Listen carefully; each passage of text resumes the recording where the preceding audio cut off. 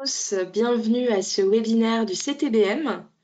Je suis Alice Lastis, directrice du CTBM, et je l'animerai pour cette occasion. J'ai le plaisir d'accueillir Henri Fisgativa de Nasqueo qui nous présentera le projet CH4+, et notamment la méthodologie robuste pour évaluer les performances des équipements et process de pré-traitement en méthanisation.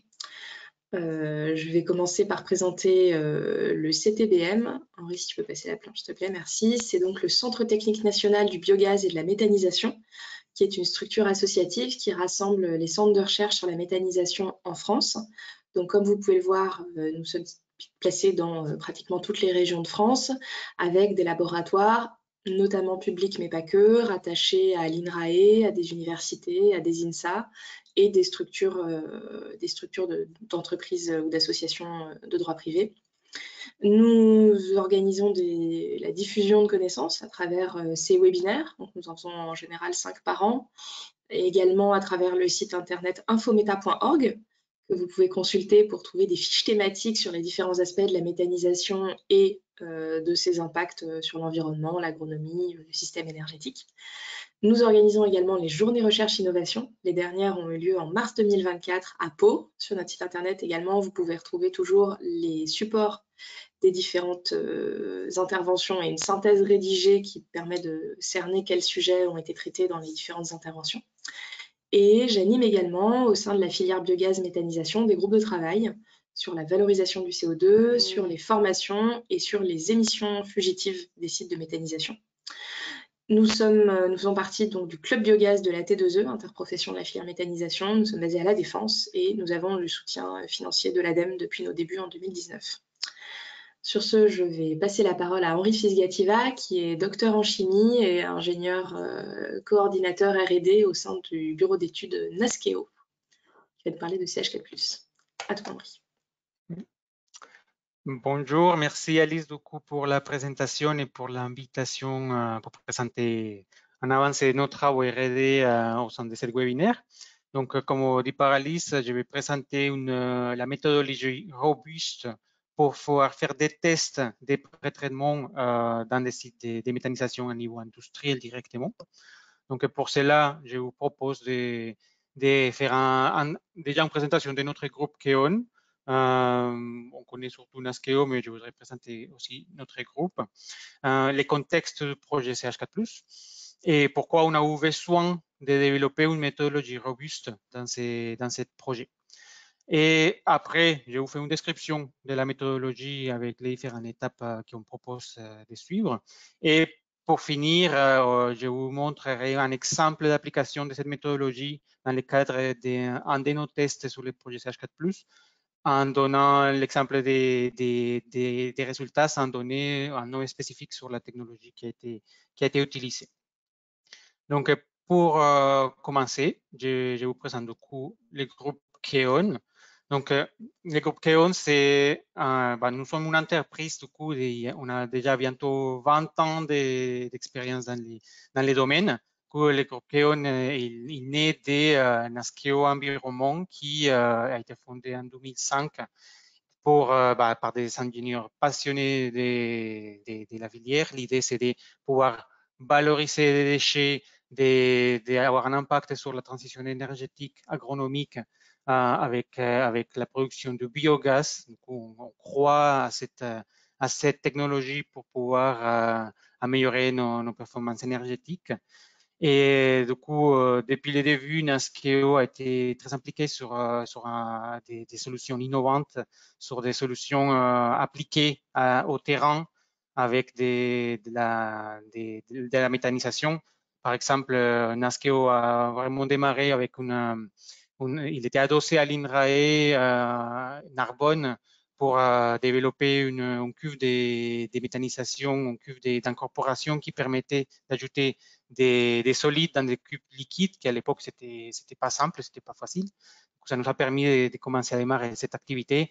Et aujourd'hui, on s'est développé dans le groupe KEON. On est 4 entreprises qui travaillons au quotidien pour le développement de la méthanisation, depuis le développement des projets, la construction, la maintenance, l'exploitation directe et aussi les sourçages des substrats. Donc, on est surtout la chaîne des valeurs de la méthanisation en France. Du coup, un petit tour de l'entreprise. On est plus de 110 salariés. Comme j'ai vu, c'est une des 4 filiales qui travaillent sur toutes les étapes de la méthanisation. On se développe aussi à l'international. On a une filiale notamment au Japon. On a construit quelques projets. On a une joint venture au Canada qui s'appelle Keridis, où on fait le développement de projets. Et récemment, on a eu la nouvelle qu'on va pouvoir construire un projet, un ASKE au Canada. C'est une bonne nouvelle. Et on a aussi la présence des développements en Allemagne, en Italie, en Belgique. Donc, il y a une belle dynamique. On est du coup impliqué, comme je vous disais, sur la R&D. Aujourd'hui, on a 6 projets en cours, vraiment impliqués sur la filière méthanisation. Et bon, on a plus de 85 sites qui sont construits et on a plusieurs qui sont en chantier. Donc, je voulais faire un petit passe aussi sur notre service R&D.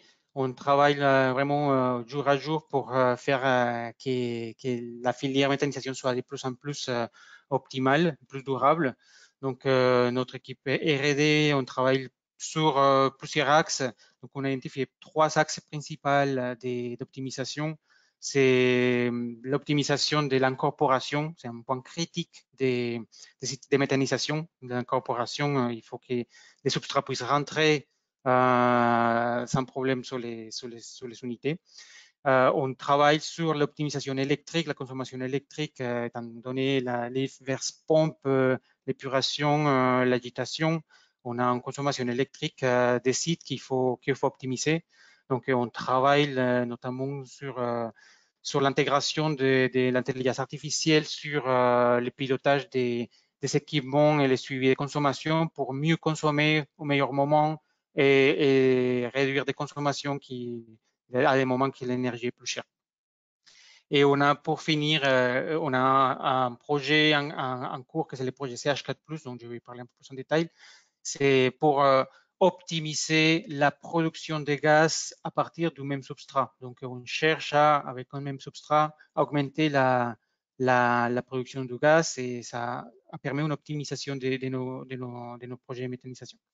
On travaille également sur la récupération du CO2 de méthanisation pour pouvoir les commercialiser.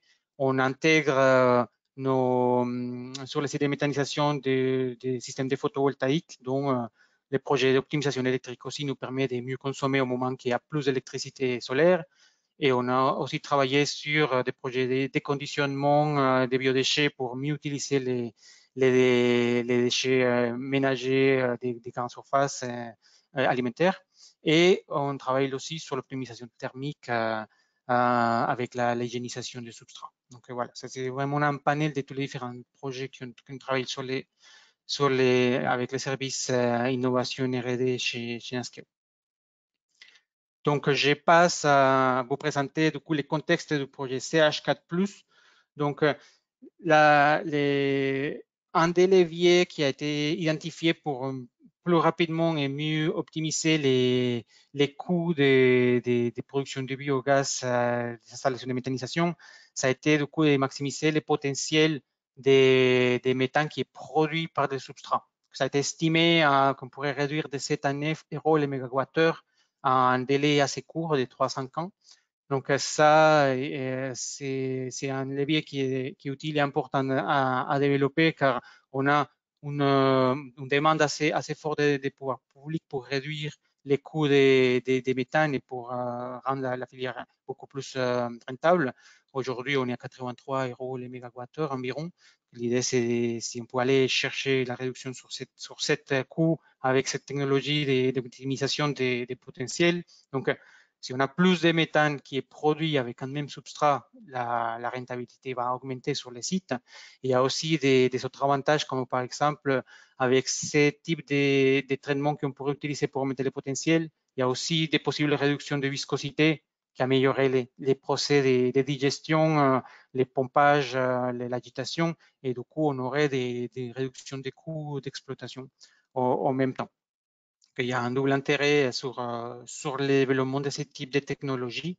Donc également, si on peut optimiser la production de biogaz avec des pré-traitements sur les sites de méthanisation futurs ou même sur les sites de méthanisation actuels avec des revampings, l'intégration des nouvelles technologies d'optimisation, on peut augmenter de 5-10% la production de méthane. On renforce du coup notre industrie de production de biométhane à niveau local, territorial. On améliore du coup on participe à notre effort des souverainetés énergétiques par rapport aux crises énergétiques qu'on a dernièrement. Et du coup, ça permet de aussi améliorer que cette filière puisse apporter à un meilleur bilan énergétique de notre système. Donc, en contexte sur cette amélioration, on peut observer que les différents substrats qu'on utilise en méthanisation, on a une biodégradabilité à niveau des conditions de la digestion anaérobie, des conditions normales de 40 degrés avec le temps de séjour 60, 40 jours, ça dépend. On a des substrats qui ne vont pas se dégrader. La biodégradabilité dans ces conditions-là, il n'est pas à 100%. On a des fumiers qui vont se dégrader environ à 50%. Les restes, c'est des partiments de la matière organique qui est plus difficile à dégrader, la lignine ou des composés hémicelluloses qui sont difficiles à dégrader, notamment dans les fumiers. On a des substrats comme les ensilages, les biodéchets, la graisse, qui ont une biodégradabilité un peu meilleure de 80-95%. Donc, on pourrait venir chercher plus de production sur ces substrats, mais c'est surtout sur les substrats plus récalcitrants comme type fumier qu'on pourrait venir améliorer les potentiels sur le site de méthanisation. Cependant, les pré-traitements à l'échelle industrielle, on a des résultats qui sont rares, qui sont difficilement exploitables et difficilement communicables. Il y a beaucoup de différents pré-traitements qui ont été testés et qui montrent des améliorations sur les substrats mécaniques, thermiques, chimiques, biologiques, différents. Il y a différents types de pré-traitements, mais il y a une difficulté d'utiliser les résultats qui ont été produits au laboratoire ou en pilote à niveau industriel. On a surtout des résultats au laboratoire pilote et au moment qu'on va venir essayer de les appliquer à niveau industriel, il y a une grande difficulté de suivre les mêmes résultats. Les conditions d'exploitation sont compliquées de mettre en place sur un site en fonctionnement à niveau industriel et c'est difficile du coup d'extrapoler les résultats et de vraiment attester une vraie efficacité de certains pré-traitements sur site industriel. Donc, je vous laisse quelques données sur les différents tests à niveau industriel qui ont été faits. Il y a une grande plage des résultats et certains contradictoires. Donc là, c'est vraiment un verrou sur l'application des pré-traitements à niveau industriel. Donc, c'est de là qu'est né les projets CH4+, en SKO. C'est un projet financé en partie par la VPI France, un projet de 300 qui va finir à la fin de l'année prochaine. Donc, l'idée de ce projet, c'est de venir faire des tests à niveau industriel directement des différentes technologies qui ont été identifiées, qui sont prêtes pour entrer dans les sites de méthanisation. Donc, l'idée, c'est de tester cette technologie. Et avec les constats que je viens de dire sur la difficulté extrapolée, on s'est rendu compte qu'il y avait vraiment un besoin de développer une méthodologie robuste, scientifique, très détaillée pour pouvoir venir appliquer les pré-traitements sur les sites de méthanisation en fonctionnement. Et comme ça, pour avoir un résultat sur les différentes technologies qu'on voulait tester à niveau industriel. Donc, ça, il y a vraiment une difficulté d'avoir des indicateurs clairs qui pourraient être utilisés, et des objectifs de mesure avec toutes les différentes contraintes qui peut avoir un site de méthanisation en fonctionnement, les pannes, les interventions, les modifications. Donc, l'idée, c'était vraiment de venir apporter cette méthodologie et en échange avec le GRDF sur l'appel à projet des pré-traitements des intrants, on a identifié qu'on pouvait publier une méthodologie adaptée à pouvoir faire cette certification des pré-traitements au niveau industriel. Donc, on a été lauréat par GRDF pour pouvoir publier cette méthodologie et c'est la raison pour laquelle on présente cette webinaire et aussi on a finalisé la méthodologie qui va être publiée. À la fin, je vous donnerai du coup les liens pour pouvoir accéder déjà à la méthodologie. Et du coup, dans cette webinaire, je vais pouvoir vous présenter déjà globalement quoi représente cette méthodologie et comment on pourrait l'appliquer. Donc, un premier constat de la méthodologie, c'est sur un site de méthanisation, on a sur les différents types de méthanisation, on a une configuration, des différentes configurations. Une configuration classique, ça va être un digesteur avec un post-digesteur. Si dans un site de méthanisation, dans cette configuration en série, on fait un pré-traitement, on devrait du coup faire notre pré-traitement pendant un certain temps, pendant une période de l'année.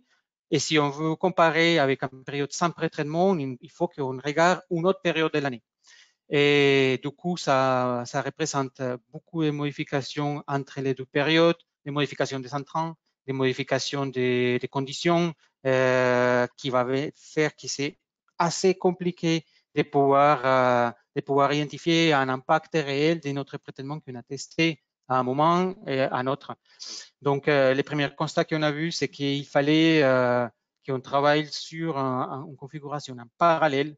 Donc, par exemple, sur le site de méthanisation qui héberge notre solution aujourd'hui, c'est le site de Métineuve qui a été construit par Naskeo. C'est un site de 220 normomètres cubes par heure. Et du coup, la configuration initiale de ce site était, du coup, on a deux cuves de méthanisation en série, qui était, le biogaz était produit dans la première digesteur, il passait au deuxième digesteur et après la totalité des gaz, il allait vers la maturateur. Du coup, on a vu que c'était nécessaire de faire un suivi en parallèle. Donc, par exemple, pour cette site, on a dû, du coup, on va faire un passage en configuration en parallèle. Du coup, pour s'affranchir de tous les biais que je vous ai mentionnés sur les conditions climatiques, des substrats, des fonctionnements, du coup, la décision qui a été faite, la proposition qu'on fait sur cette méthodologie, c'est que ça doit être, la méthodologie doit être appliquée sur un site avec deux digesteurs identiques, avec les mêmes volumes, avec des conditions similaires de fonctionnement, et qu'elles soient en parallèle par rapport au flux et au biogaz. Du coup, pour pouvoir, sur le site de Métineuve, pour pouvoir passer à un système en parallèle, du coup, on a dû faire des modifications de canalisation des flux de gaz. On a également dû faire une modification de l'automatisme de l'incorporation pour pouvoir identifier combien de matière allait dans les premiers digesteurs, combien de matière allait dans les deuxièmes digesteurs, pour pouvoir les comparer. On a eu notamment un besoin de modifier la quantification des ensilages. C'est un site qui traite principalement du fumier, des issues de céréales, de l'ensilage et du lisier. Et l'ensilage n'était pas quantifié en détail par rapport au fumier. C'était dans la même fosse. Donc, l'idée, c'était on a dû changer la configuration de l'automatisme pour pouvoir venir chercher spécifiquement les quantités des ensilages qui étaient ajoutées à chaque digesteur. On a ajouté, du coup, pour pouvoir faire cette suivi en parallèle, on propose du coup qu'il faut qu'il y ait un suivi des productions de biogaz spécifique de chaque digesteur. Et du coup, on a venu installer des débitmètres gaz à la sortie de chaque digesteur. Et aussi, on avait besoin de suivre la qualité de chaque digesteur séparément. Du coup, on a venu installer un analyseur des gaz pour suivre méthane, dioxyde de carbone, H12S, hydrogène et oxygène. Donc, voilà les différentes modifications qu'on a dû faire pour pouvoir faire cette mise en parallèle. Et également, on a venu installer des compteurs d'électricité sur les deux digesteurs, tous les différents agitateurs, les pompes, pour pouvoir observer les modifications qu'il pouvait avoir pendant les pré-traitements dans les digesteurs à niveau consommation électrique également. Donc, vous pouvez voir que toutes ces modifications qu'on a fait, c'est assez complexe à mettre en place. Donc, on voulait dire que mettre en place les procédés, c'est vraiment assez complexe, comme vous pouvez voir dans cette slide.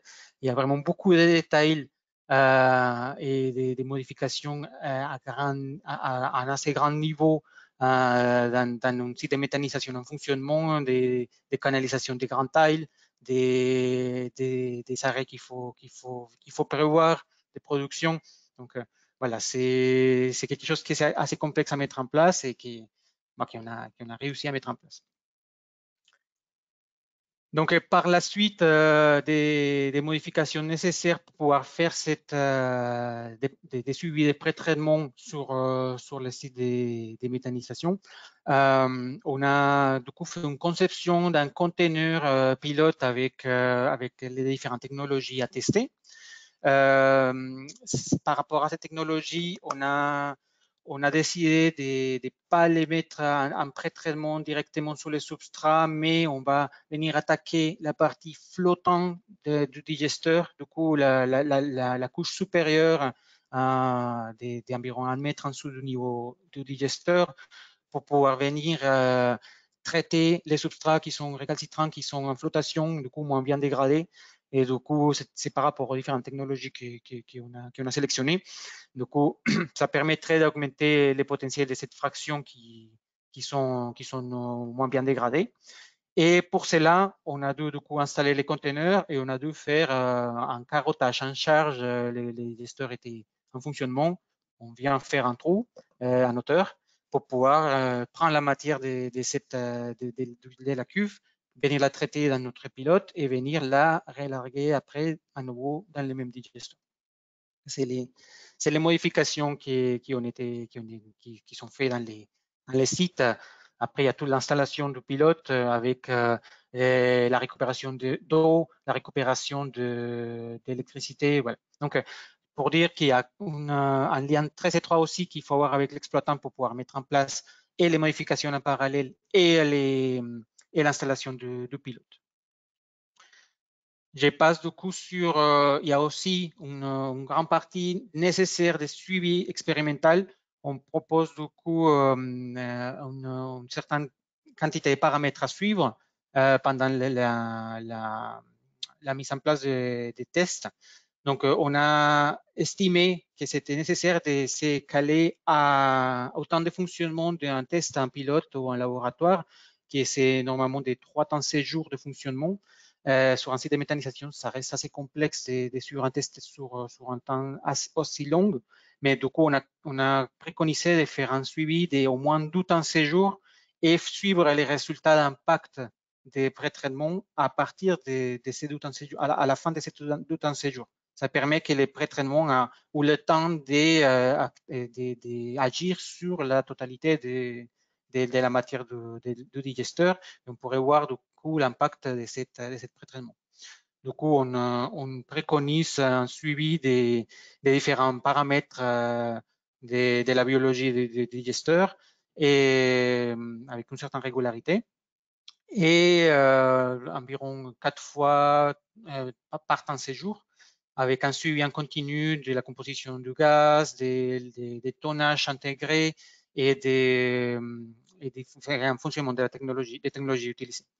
On préconise également du coup la mise en place d'une homogénéisation des digesteurs avant les lancements des tests, parce que les deux digesteurs en fonctionnement classique, ils ne sont pas alimentés exactement de la même façon et ils ont des possibles différences à niveau biologique et matière à l'intérieur. Donc, on propose de faire un mélange en utilisant une 3e cuve disponible. C'est une opération qui peut prendre une journée ou 2 journées. Il faut prévoir des vider une des cuves pour pouvoir accueillir la moitié de la matière d'une des cuves qui va être utilisée comme témoin ou comme test. Et on fait les processus des mélanges pour pouvoir réussir à avoir quelque chose d'homogène entre les deux cuves. Et à la fin, on fait du coup, on préconise de faire un suivi des matières sèches et voir si on a une même matière sèche dans les deux digesteurs. Encore une fois, c'est une opération qui va avoir besoin de mettre en place les pompes qu'on utilise sur site, les utiliser. Il faut du coup valider avec l'exploitant, il faut mettre en place ce type de procédés. Du coup, par rapport au substrat, on a besoin de faire des échantillonnages de substrat pour suivre les caractéristiques au long de l'expérience, pour voir comment il évolue, pour pouvoir savoir la quantité de matière ajoutée, la qualité de la matière ajoutée dans les digesteurs. Et du coup, notamment pour les substrats qui sont hétérogènes comme les fumiers, on préconise de faire des cartages des substrats pour pouvoir avoir la meilleure, un substrat représentatif de notre substrat. Donc, je vous montre par exemple sur le site de Métineuve, on a une fosse avec les fumiers. On utilise c'est une alimentation avec un grappin. Du coup, on utilise le grappin pour prendre d'un côté la matière, la mettre de l'autre côté, mélanger. On fait cette opération plusieurs fois et à la fin, on obtient du coup un échantillon mélangé et on prend du coup l'échantillon représentatif. Pour des substrats qui sont plus homogènes comme les issus de céréales qu'on utilise sur site, c'est plus simple, il y a moins besoin de faire cette cartage, on a quelque chose de beaucoup plus moins hétérogène. Pour la suite, pour pouvoir faire suivre ces projets, on a besoin aussi de mettre en place un suivi. Du coup, une réunion initiale avec l'exploitant, avec les différentes personnes de service des R&D pour pouvoir expliquer le fonctionnement, la mise en place des différentes modifications à faire. On a besoin du coup de faire un suivi hebdomadaire quand les projets sont en cours, quand les tests sont en cours, pour pouvoir suivre les différents les performances, les différentes difficultés. Et on a notamment une réunion qui est importante de mettre en place, c'est les réunions de suivi avec l'exploitant. On préconise d'avoir une réunion hebdomadaire avec lui. Ça permet vraiment d'observer tous les différents pannes sur site, les modifications de substrat, les suivis de performance, les interventions, les modifications, l'augmentation des potentiels d'injection. C'est nécessaire pour vraiment pour pouvoir prendre tous ces paramètres en compte lors des traitements de données, de l'impact de pré-traitement, pour pouvoir savoir s'il y a une période, il y avait des difficultés ou pas, et pour pouvoir valider les résultats d'une façon plus simple et pouvoir agir aussi rapidement s'il y a des modifications à faire lors du test. Et pour finir, il y a besoin de mettre aussi des comités de pilotage selon les besoins. Donc, pour pouvoir analyser les performances, on propose 4 bilans à faire.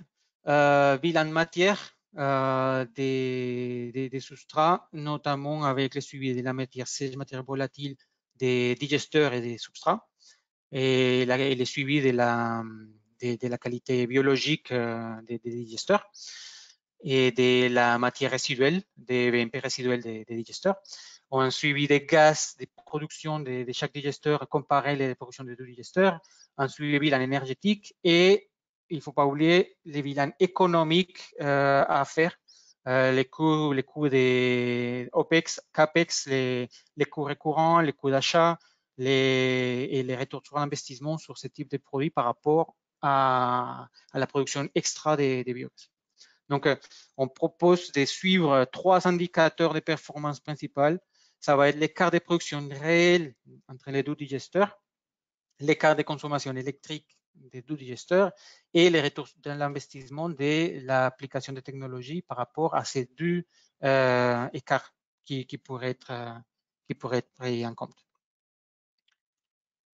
Donc, après avoir défini du coup les différents indicateurs et les toute la méthodologie qui peut être mise en place sur le site, je vous propose de vous montrer rapidement un exemple d'application qui est dans le cadre du projet CH4+. Donc, on a, par exemple, sur le suivi des substrats, on voit bien qu'avec les échanges avec l'exploitant, on a réussi à mettre en place un suivi de combien de matières rentrent à chaque digesteur et on peut voir que l'écart des ajouts sur les deux digesteurs, il est équivalent lors du test. Et notamment parce qu'on a au 20e du mois, on échange avec l'exploitant, on lui dit, on a un écart avec tel substrat, et il faudrait équilibrer entre les deux digesteurs. Et à la fin du mois, du coup, on a vraiment quelque chose d'assez équivalent dans l'ajout des deux digesteurs. On fait une vérification biologique et du coup, par exemple, sur notre cas, sur toute la période, on peut voir que l'écart entre les deux digesteurs, on est presque identique, on écart de moins de 4% entre la matière sèche, la matière volatile, les AGV et les pH et les H4+. Ça nous permet de voir qu'à niveau biologique, nos digesteurs fonctionnent correctement, il n'y a pas de dérives biologiques qui nous permet du coup de faire confiance au fonctionnement du digesteur pendant les tests. On a du coup, par rapport aux résultats, je vais vous présenter un des résultats de nos projets. On peut voir qu'on peut commencer les pré-traitements, faire l'homogénéisation. On a au début, du coup, après l'homogénéisation, une production qui est équivalente entre les deux digesteurs. Après, il y a la technologie qui est mise en place et on commence à avoir des écarts sur la production. On doit estimer l'erreur, les marges d'erreur des débitmètres notamment, qui nous permet du coup de voir si on a une différence significative ou pas de production. Et on a fait un suivi du coup pendant les 2 temps de séjour et la période stabilisée, c'est après le 2e temps de séjour. Et on peut voir par exemple sur cet exemple l'importance de suivre pour plus de 2 temps de séjour parce que cette technologie en particulier, il a montré un impact au début du fonctionnement qui après, il a été totalement effacé. Et du coup, si on s'était arrêté à un temps de séjour ou même au début du 2e temps de séjour, on aurait dit que cette technologie est efficace à tel pourcent d'augmentation de potentiel, mais finalement, dans la durée, il ne produit pas l'impact. Du coup, ça permet de voir vraiment l'importance de faire un suivi de plus long terme qui nous permet d'identifier l'impact réel des différentes technologies. Du coup, pour finir, je vous montre ici les liens de téléchargement de la méthodologie qui a été publiée. Du coup, n'hésitez pas à la télécharger, regardez. On donne plus de détails sur la méthodologie qui a été appliquée et les différentes préconisations sur ce document qui est beaucoup plus complet. Et du coup, je peux conclure sur le fait que pour la méthodologie des suivis des traitements, on préconise d'avoir 2 cuves identiques en parallèle avec toutes les modifications nécessaires sur un site de méthanisation pour pouvoir les appliquer. On a besoin de faire une homogénéisation des cuves pour éviter des biais initiaux entre les cuves pour pouvoir comparer les résultats sur les tests qui étaient faits sur un cuve et l'autre un cuve témoin. On a besoin de suivre pendant tout un séjour et pouvoir faire l'analyse des résultats après les 2 temps de séjour au moment que la technologie a été bien intégrée au processus du site. Et un point encore important, c'est vraiment l'implication d'équipes sur site. C'est vraiment un point très important pour que les tests se passent de la meilleure façon et par rapport au impact qu'il peut avoir les différents suivis des tests sur site. Et on a identifié aussi qu'il y avait une incertitude sur la mesure du BMP, la viscosité, qui est pas évident à suivre. On a des écarts assez forts et des incertitudes sur ces mesures. Du coup, pour l'instant, on préconise pas de faire des comparaisons de potentiel BMP, mais vraiment de la production des digesteurs.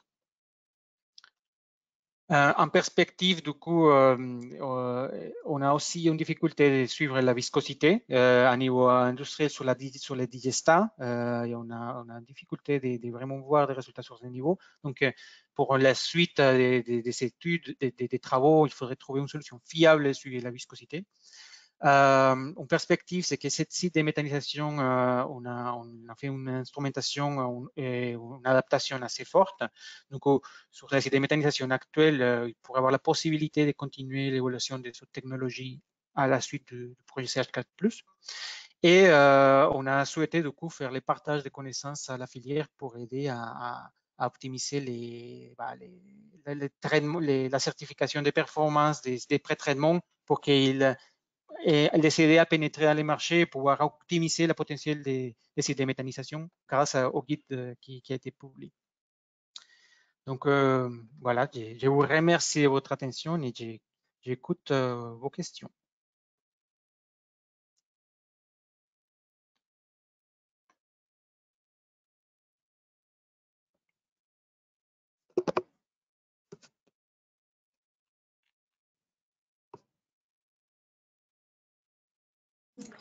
Caméra. Merci Henri pour cette présentation très complète et très claire. Il y a une question dans le chat sur un mode de pré-traitement particulier. Est-ce que vous avez considéré par exemple un pré-traitement de chauffage des intrants? L'exemple proposé étant au micro-ondes? Pas encore. Comme je vous disais, là, l'objectif de la présentation principalement, c'est de montrer la possibilité de faire des pré-traitements et comment les faire à niveau industriel. Donc, il y a bien évidemment différentes technologies de pré-traitement physiques, biologiques, thermiques. Donc, oui, ce type de pré-traitement pourrait être utilisé pour optimiser les sites de méthanisation. Et en suivant du coup la mise en place qu'on propose, on pourrait chauffer, oui, avec cette technologie, les substrats avant méthanisation, mais il faut faire une différence entre les matières qui rentrent dans un digesteur et qui rentrent dans l'autre, qu'il faut que ça soit suivi d'une façon très spécifique. Donc oui, c'est possible de faire ce type de pré-traitement avec cette méthodologie. Merci. Je vous partage sur le chat général le lien du rapport dont Henri a parlé, qui détaille la méthodologie et que vous pouvez, auquel vous pouvez accéder, diffuser, etc. Donc n'hésitez pas à le consulter si vous cherchez des détails. Moi, j'ai quelques questions. Est-ce que la méthodologie en question peut être reprise et appliquée finalement par n'importe quelle société, centre de test, bureau d'études, etc. Oui, donc l'objectif de l'appel à projet GRDF, c'était de publier la méthodologie que nous avons développée sur le projet CH4+, de la rendre accessible à la filière pour qu'on puisse aider des autres entités à tester et des pré-traitements sur les sites. Donc oui, c'est possible que des autres entités puissent l'utiliser. Dans tous les cas, nous, on préconise des modifications des sites assez importantes. Du coup, il faut avoir un lien très étroit avec l'exploitant. Il faut pouvoir faire les investissements et les modifications sur site, modifications automatisme, suivi des substrats, suivi des gaz.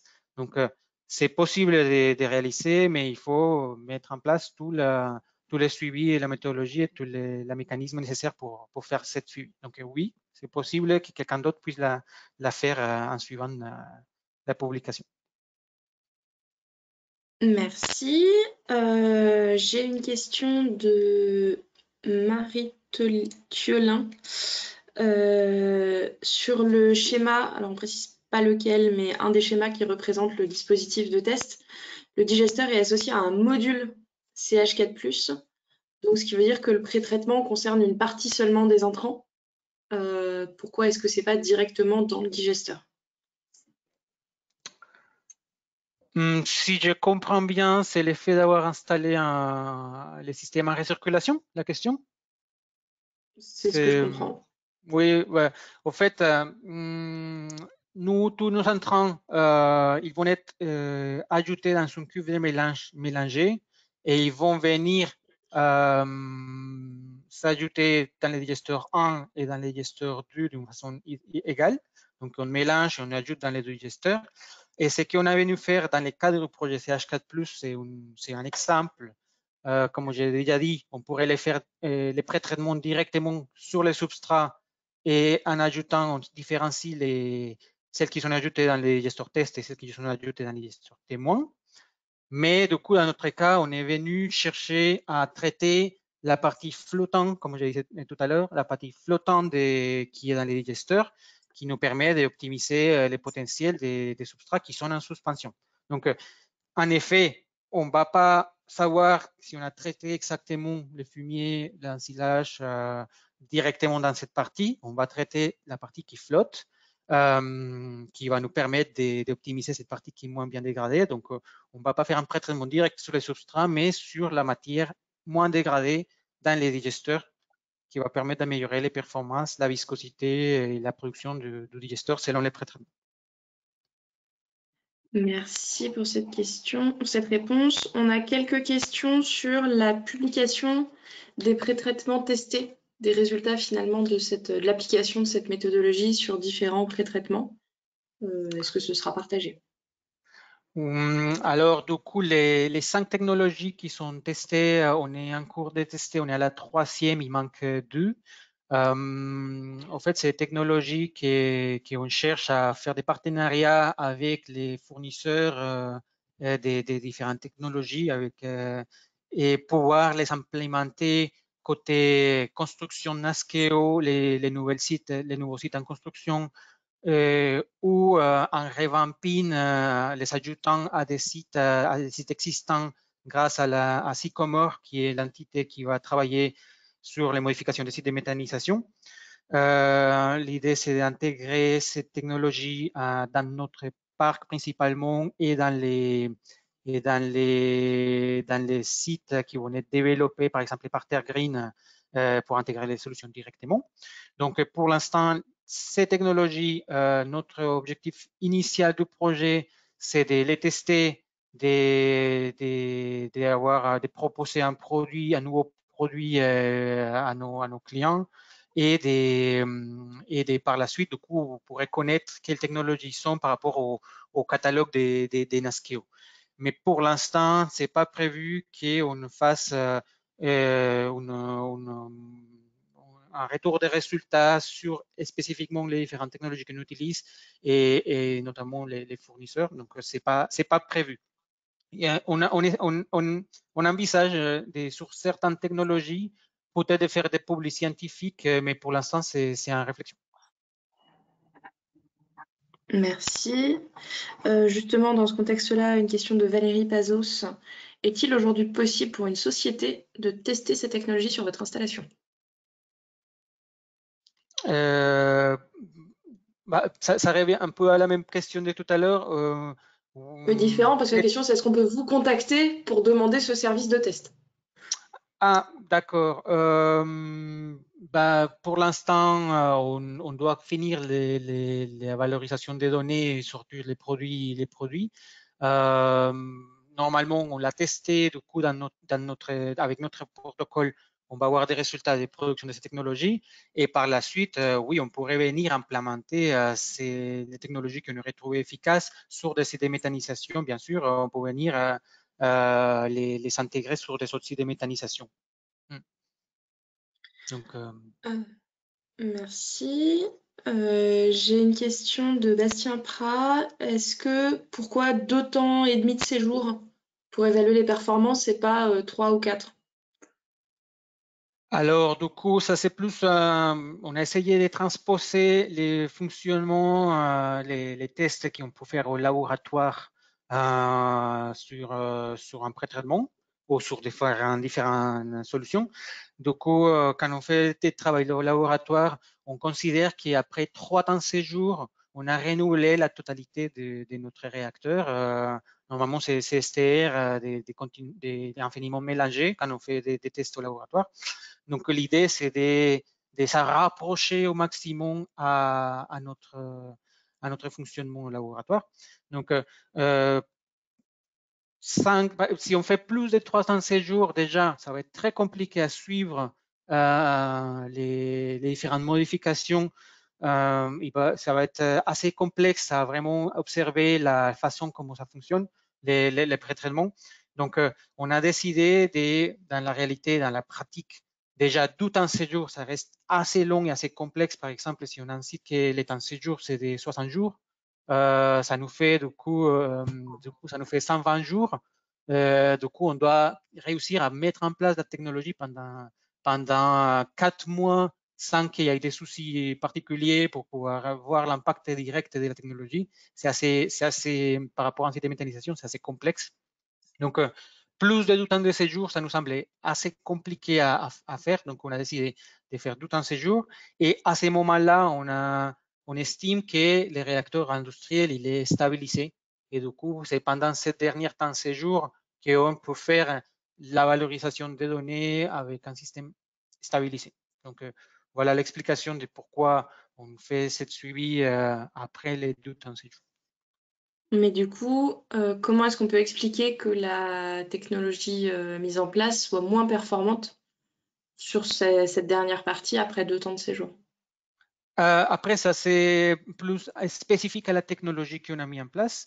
Cette technologie, et on a fait quelques études sur ça, bibliographiques. Cette technologie peut présenter une amélioration ponctuelle, mais ce n'est pas une technologie qu'on va venir utiliser en continu sur un site de méthanisation. Donc, cette technologie, il pourrait aider à certains moments qu'il y a des matières trop pas assez dégradées dans les digesteurs, ou qu'on va venir éliminer, je ne sais pas, les problèmes de croûtage, des choses comme ça. Mais du coup, cette technologie, si on essaye de l'appliquer en long terme, finalement, au bout d'un moment, il est plus efficace pour fonctionner dans les digesteurs dans le long terme. Du coup, c'est pour ça que l'idée, c'est de pouvoir mettre des pré-traitements qui puissent être appliqués dans tous les temps de fonctionnement du projet. Donc là, on a identifié une technologie qui a un impact temporaire qui ne va pas rester dans le temps. Donc c'est pour ça que du coup finalement, avec l'objectif de mettre une technologie en place qui soit tout le temps de fonctionnement, finalement cette technologie il n'est pas intéressant. Il va avoir un impact en effet pendant un certain temps et après il est plus efficace. Pour cette technologie en particulier, j'ai donné l'exemple sur cette technologie en particulier parce que je voulais montrer l'impact de tout en séjour. On a une autre technologie qui a montré une augmentation des potentiels tout le long de la période. Ok. Justement, puisqu'on montre une augmentation du potentiel, est-ce que le revenu supplémentaire de cette production de méthane compense la partie investissement, coût d'opération, maintenance occasionnée par l'installation du pré-traitement supplémentaire? Oui, du coup, comme je vous disais, on a identifié un indicateur important, c'est vraiment les retours sur l'investissement et c'est quelque chose qu'il faut prendre en compte quand on fait des pré-traitements. Il faut savoir, OK, c'est très intéressant, peut-être qu'on trouve une technologie qui augmente de 10% les potentiels, mais que ça coûte des millions. Bien sûr, les retours sur l'investissement, ça va être compliqué. Donc, l'idée, c'est de trouver, du coup, faire un bilan CAPEX de l'achat de l'équipement, un bilan OPEX, tous les différents consommables, toutes les différentes dépenses énergétiques, parce que si on met en place une machine qui dépense de l'électricité en continu, on va voir aussi cette partie qu'il faut prendre en compte. Il ne faut pas seulement prendre en compte la production de gaz supplémentaires, mais aussi la consommation énergétique de la solution. Et quand on fait les bilans, on va trouver un retour sur l'investissement qui est les personnes doivent savoir combien de temps ils pourraient investir sur cette solution avant d'avoir un retour. Et du coup, pour donner une ordre d'idée, au fait, comme on peut appliquer ces skids, on peut appliquer une technologie qui va venir acheter, l'installer sur site. Les retours sur l'investissement ils pourraient être des 3 à 4 ans. Ça dépend de la technologie. Au fait, il y a des technologies qui vont être plus chères, moins chères, mais du coup, on va avoir quand même un retour d'investissement qui est court. par rapport à ce type d'investissement en utilisant des technologies. Mais il faut que la technologie soit approuvée, qu'on sache combien elle produit réellement en augmentation, qu'on puisse donner des garanties de la production, de l'excès de production et de l'excès d'électricité, par exemple, utilisé. Et à ce moment-là, on peut dire, oui, voilà, c'est notre retour d'investissement et on décide d'investir ou pas dans cette technologie. Merci. J'ai deux questions un petit peu reliées sur dans un cas, est-ce que les pré-traitements chimiques ont un impact sur la qualité, la composition du biogaz? Est-ce que ça nécessite une adaptation du pré-traitement ou de l'épuration? Et une autre question, est-ce qu'il y a aussi un suivi agronomique pour savoir si cette augmentation de la production de biogaz a un effet sur la composition des digestats et du coup leur interaction avec les sols agricoles qui les reçoivent? Du coup, pour la question des tests chimiques, ça va dépendre. Il faut faire un biblio spécifique et un suivi avec les fournisseurs de la technologie ou des chercheurs qui développent les technologies chimiques. Donc, bien sûr qu'il va avoir un impact. Après, il faut voir à quel niveau, si c'est sur quel type de molécules vont changer. Donc, moi, je connais pas exactement quelle technologie et du coup, je pourrais pas donner plus des réponses. Il faut venir voir dans quoi il pourrait impacter. Dans tous les cas, dans la proposition qu'on fait, on va faire un suivi des différents gaz, méthane, CO2. On propose H2S. On propose quand même de suivre l'hydrogène aussi pour voir les changements des productions d'hydrogène et de l'oxygène. Donc voilà, il faut voir en spécifique cette technologie en spécifique, quelle modification il peut faire sur les gaz. Je ne pourrais pas donner une réponse à ce niveau-là. Et la deuxième, tu peux me rappeler s'il te plaît la deuxième question?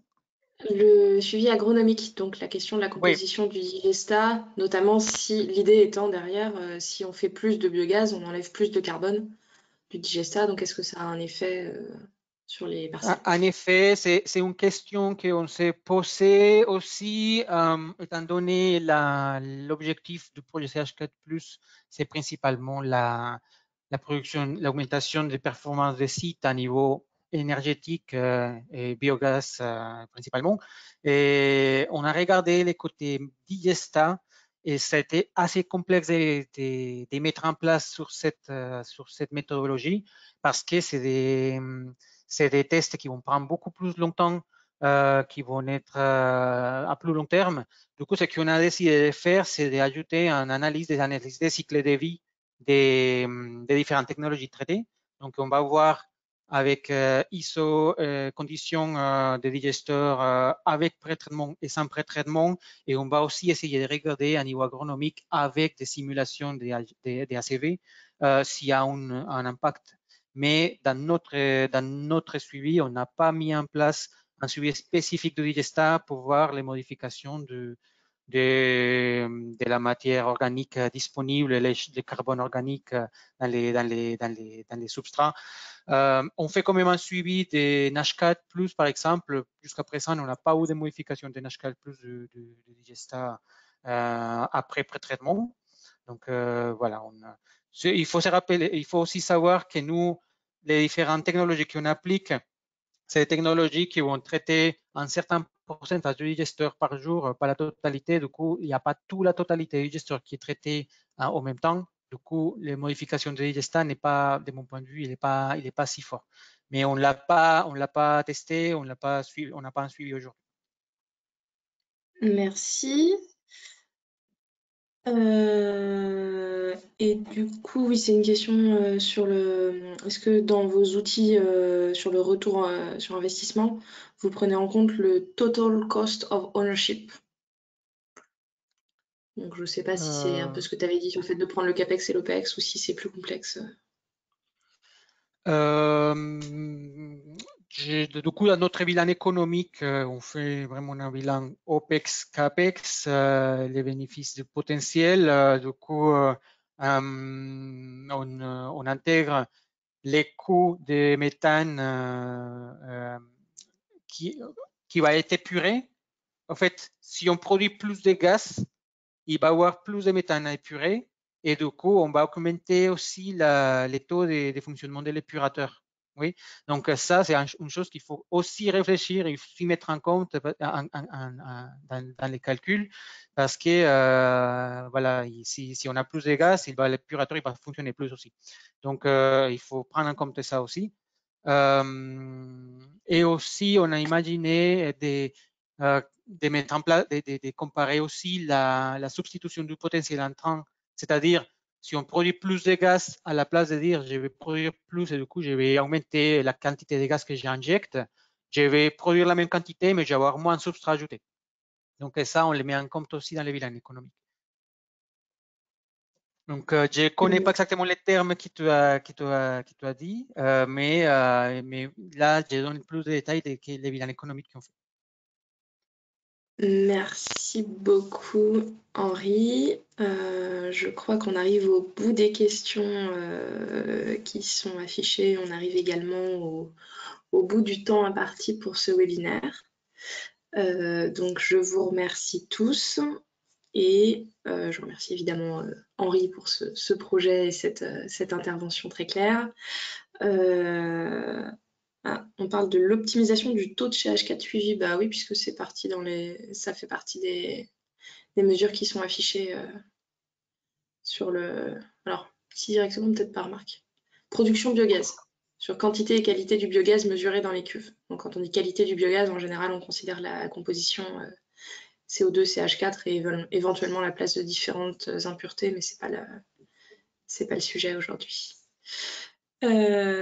Et donc, comme indiqué en réponse à une des questions écrites, vous recevrez dans les prochains jours un lien avec le support que Henri nous a présenté, l'enregistrement de ce webinaire si vous n'avez pas pu tout suivre et que vous pourrez complètement diffuser puisqu'il sera en libre accès sur YouTube, et également le lien du rapport qui est déjà dans le chat à l'heure actuelle et qui est totalement libre, public et diffusable.